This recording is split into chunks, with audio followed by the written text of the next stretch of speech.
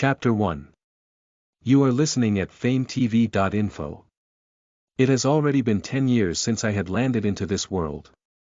Magic and other different races, so far as monsters exist in this world, that I had quietly sat on the street alone as I tapped my shoulder with a steel sword that's not even worth being called a sword. If it was truly a sharp sword, the moment it contacts with my shoulder, I should suffer a wound, but I couldn't even touch such a high-end item.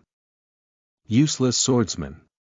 Although I thought I had roamed over this ground for quite some time now, I still failed to escape the third class.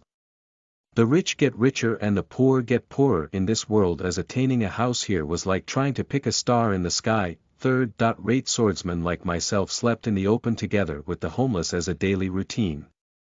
Frankly, you couldn't even call us homeless. So we would stare at the parties seeking members. I started to hear the noise and commotion here and there. It's the Sword Saint. Sword Saint. Walking over was a woman with black hair fluttering behind. Not yet 25 in age, praised by the summoners as one of the continent's top 10, was also known as Sword Saint Yuri. The sword swaying by her waist was extremely splendid. Dungeon, it was apparently obtained at a holy order. To even consider comparing that with my steel sword was like I was sinning. The Saint Knight's order, she was in, had guards that encircled her as they walked down, which was very awesome to see. It seems only those that are destined become like that. It's highly probable that I'm not the only one thinking like that. As well, all of those envious looks were staring at Sword Saint Yuri. As if she was an idol satisfying the chants of her fans. She slowly bowed to the people around her as she headed towards her guild house.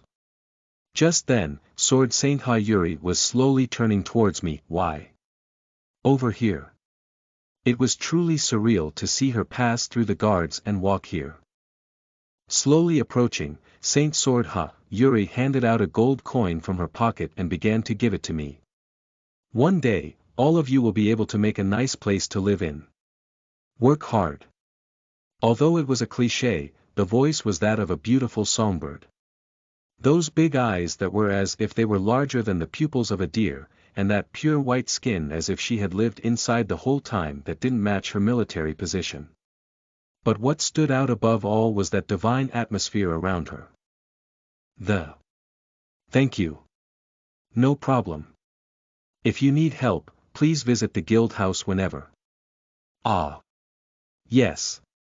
It wasn't like I haven't seen Sword Saint Yuri giving out grace to other summoners occasionally when she came out of the guild house.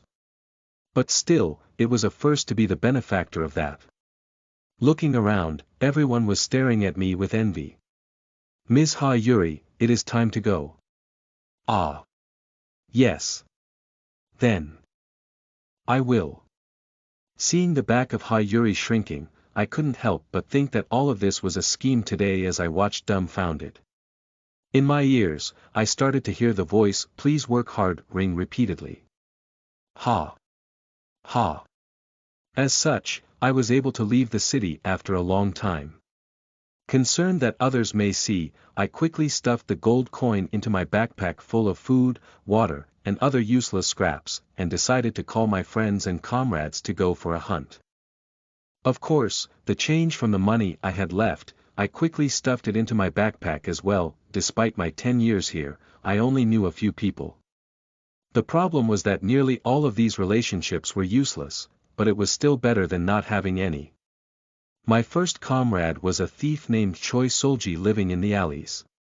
Frankly, stealing was a secondary job and selling her body was her primary income, but she was one that preferred to call herself more of a thief. Hey. It's been a long time. What's the matter? Did you get some money? I heard that you received a gold coin from a sword saint. How was it? Ugh. I didn't come for that reason. Then what is it? To have a meal with me. By any chance? Are you asking me on a date? No, it's not that. I never imagined that it would be this difficult to ask her to join a hunting campaign together. Scratching the back of her head, it seemed that she finally realized what I wanted. Smiling, thief Choi Solji opened her mouth. Aha! By any chance, you're thinking of going on a hunt? Right. I bought enough food. If there was a good bunch of monsters, I thought I should stop by. Well, those Green Goblin Clan guys. They are a bit quiet lately. It is an auspicious timing. The Green Goblin clans were a colony that consisted of goblins. Among the formed monster colonies, it was still one of the weaker guys. However, these goblins were quite troublesome because of their quick speed that could threaten beginner adventurers. So how about it? Are you going? Hey! Of course 50.50. I'm heading out with that grandpa magician and a swordsman that was willing to join us. A priest. Do you really expect one? She nodded her head after hearing my words, and began to open her mouth. All right. Business wasn't doing too well anyways nowadays. It wouldn't hurt to earn a tidy sum of money. Who knows? Maybe we might hit the lottery. Those odds are quite thin. But it would be nice to have such an opportunity. Staring at some random far place, she opened her mouth while chuckling. It seemed something was very amusing to her. Fell in love. What? The Sword Saint. You've fallen for her. That's not possible. Of course you can't. It's often said to not even look at the tree that you can't climb. The statuses of the two of you are completely different. I didn't really fall for her, but I thought that it was unnecessary for her to keep stabbing at me with those truths. It was a truth I already knew. She turned back towards me quietly before starting again. Well. Some that could mingle with you would be at best someone like me, right? That's most likely. I roughly answered as I smiled. That blushing face. As such, we clumsily left the city. There were a total of 4 people in the party. That grandpa magician that lived nearby. He was a dumbass that couldn't escape the title of beginner magician for several decades. But, in our third-rate party, the power of a magician was quite valuable. The clumsy tanker Shin Duck. Ho was a trustworthy guy as he could at least produce flames, and the convenient thing about him was that he could certainly deflect arrows aside with his magic shield. After walking for the whole day while sharing conversations, as if we had traveled quite far away from the city, a few monster zones started to appear. Wow! It seems that lately, you hunt with those types of equipment. Well. I'm curious as to what's in that bag. Voices could be heard from here and there. Fuck. The anxious, tense states of party members began to emerge. To suddenly show such a personality, it's quite possible that those men are murderers. Outside the city, those wicked men that live on backstabbing their fellow summoners. It is said that the day you depart is a fair day. Choi Solji likewise began to be nervous as she held her dagger up with an anxious expression. Usually, if they were highly skilled guys, then there was no reason to try and back stab us. It's certain that these guys too are also third-rate. No matter how high you reckon them to be, they probably were promoted only a few times. They wouldn't have such an ability like a unique skill as well. Their numbers rounded to about 5. Although they had one more person, it was a fight that was worth risking, was what I thought before an unexpected arrow pierced through the old magician's forehead in a moment's glance. Fuck. At least memorize a scroll, old man. I raised my sword and started to charge out. Although we were called third-rate, we definitely had experience. As if not expecting our side to be this aggressive, they were somewhat flabbergasted as I could start hearing voices. Grab that bastard. Since the archer had fired that arrow, his location was now in an exposed state. Thankfully, since these stupid bastards were attempting to use a surrounding tactic, the warrior that was tasked with protecting the archer didn't see me. Jumping out as fast as I can, I thrust my sword into the bowman's heart. Puk was heard as blood sprayed over my face as I pulled my sword out. 1 for 1. At least on our side, there was a useful warrior. I'm sure that Choi Solji too won't lose her life absurdly considering the long time she has spent here. The moment I turned around, I could hear a scream. It was definitely Choi Solji's voice. In that spot was the warrior that I brought, Shin Duk-ho, stabbing his sword into Choi Solji. Betrayal, fuck. Fuck. You fucking bastard. This is regrettable. Friend. You trash-like bastard. No matter how I see it, it seems that guy was related to those murderers. Although it wasn't like the word escape appeared in my head, I couldn't after seeing Choi Solji's body spilling blood on the ground. Fuck. I quickly began to rush out. Instantaneously, 4 people came to surround me, but my objective wasn't to kill these bastards. My objective was certainly to rescue Choi Solji. Advancing while roughly swinging my sword, the threatening Shin Duk-ho began to retreat. That I threw the bag I was carrying over to Shin Duk-ho, while the attention of those bastards were distracted by the flying bag. I held Choi Solji in my arms and began to run. Although there was loud shouting behind me, there was no way I could stop. Even throwing away that shabby steel sword that was with me for how many years, I abandoned it on the floor and ran with all my might. Fuck. Fuck. Fuck. I'm sorry. Sorry. Stupid. Bastard. Different than usual. This doesn't feel good. Leave me, you stupid fool. Or else you're going to get caught. Shut up. Shut up. Ugh. I could feel a severe pain from behind. I could see a short spear piercing through my chest. But, there was no way I could stop. Although I wanted to faint this instant, if I were to fall, we would both die. Stubbornly, I barely held on to my consciousness as I broke the short spear stuck in front of my chest. If I were to pull this out, there was no mistake that I would collapse from the intense bleeding. Thankfully, I still had the energy to move. This reason was due my unique skill, HP increase. I never imagined that this skill would help in this kind of situation. Thanks to it, I could continue to run. Catch that bastard. Stupid pigs. Those bastards are so slow. Pooh. Ha. Ha. Both Choi Solji and I didn't have the strength to laugh as we just smiled. Although I was wholly exhausted, I ran in order for us to live. Those murdering bastards, as long as they retrieve that backpack, it seems it doesn't matter what happens afterwards. No, as if they were prepared to leave for another city after this one. I couldn't see their figures as I continued to run farther away. Fuck. Solji. Solji, are you listening? Despite that, the reason why I didn't stop running was because of Choi Solji that was in my arms.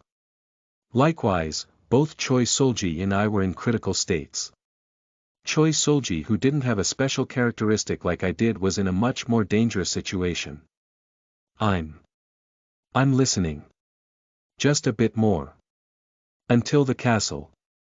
Although I endured quite a bit, it seemed that I couldn't handle this mortal wound. I roughly wiped away the flowing blood that was coming out of my lips as I sprinted even faster. I started shouting in a state where I could be misunderstood as an undead with a spear pierced through my chest. Door. Open the door. State your identities. A person is dying. Quickly. Quickly. 5th grade summoner Kim Tae-sung, and 5th grade summoner Choi Solji. Fuck. What the hell are you doing in the middle of the night? Kim Tae-sung, Choi Solji. Have you checked that they left today? Yes.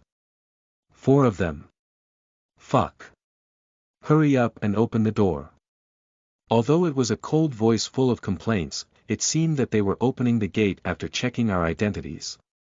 After the castle gate opened, I started to quickly head in. Temple. Temple. Just wait a bit more and you'll live. Just a bit more. But, it was already too late. Even if I did run to the temple, it would probably be closed, and the main problem was that we didn't have any money. In that moment, I suddenly remembered a voice. I could hear the voice of Sword Saint Hayuri I met today ringing in my ear, no problem. If you need help, please visit the guild house whenever. Without any more time to waste, I started to run towards the Holy Knights Guild house. As expected, the lights were still on as it seems they were working even at this time. Running in, I started to recklessly pound at the door.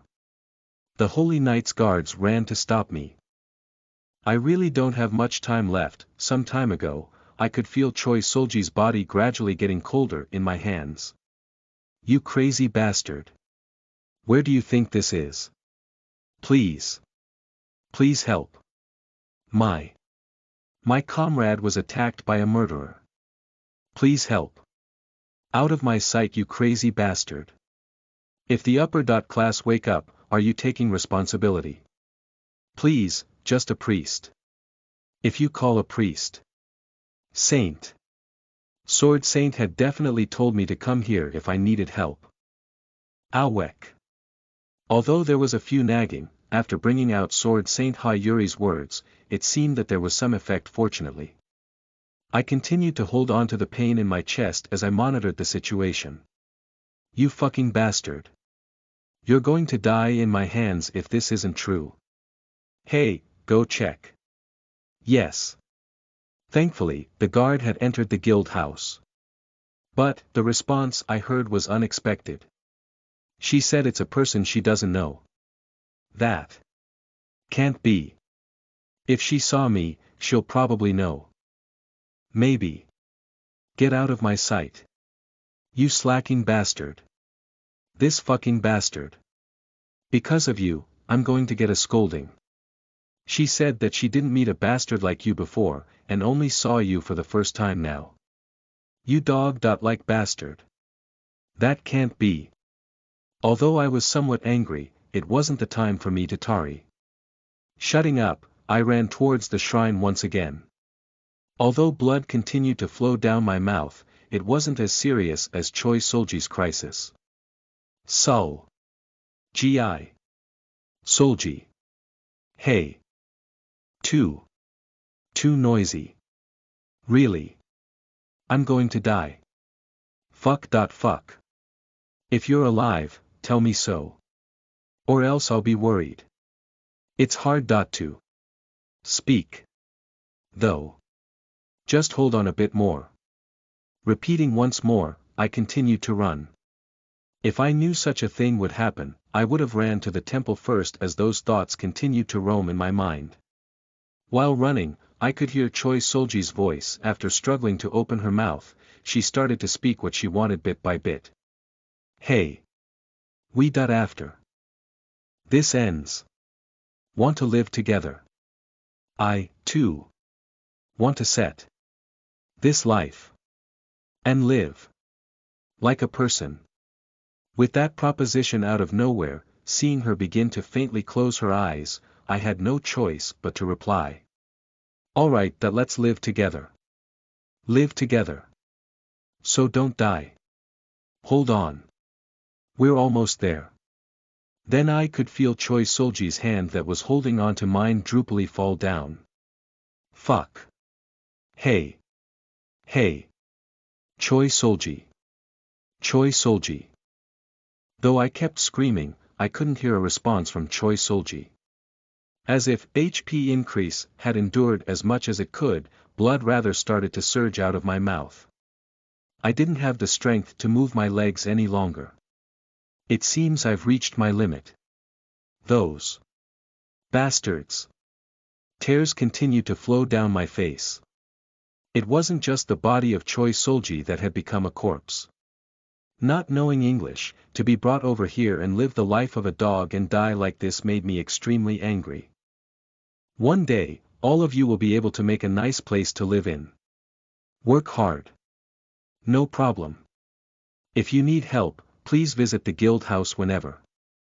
That bitch. Due to the shock, I couldn't speak. But what made me angrier was that I had believed in those words like a foolish bastard. To roam around the streets in that saintly cosplay, I felt if my life had become completely fooled with that dog-like bitch. Kim Tae-sung, you foolish bastard. I continued to embrace the cold body of Choi Solji. Thinking about the Shin Duck.ho that had purposely betrayed me in order to backstab, rather than hating myself, I was more regrettable towards Choi Solji as I could feel a sense of shame overcame me. Rise. Please. Let's. Stand up. Now. Fuck, let's. Live like a person. Have. A baby. And live. Life. I'll. Raised them up. Slowly, the vision around me blurred. Before dying, the memories of the life I lived brushed past me in rapid succession. Ridiculously, the gods didn't even permit me to see that. I couldn't see anything. At the center of a dark, dusky city without anyone. I died in that place with Choi Solji in my embrace. TL afterward starting a new side project. Always wanted to do a monster reincarnation novel and will be alternating between this and Stone of Days. Special thanks to Psy 101 and Uptime that has taken the task of being my PRs for this one. This one's easier to read with more action. Kingdom building plus monster reincarnation plus harem plus game elements. Sign me up. As for that holy saint bitch, excuse my language, I hope MC can exact some revenge. Listen to the full novel at FameTV.info, direct link in the description.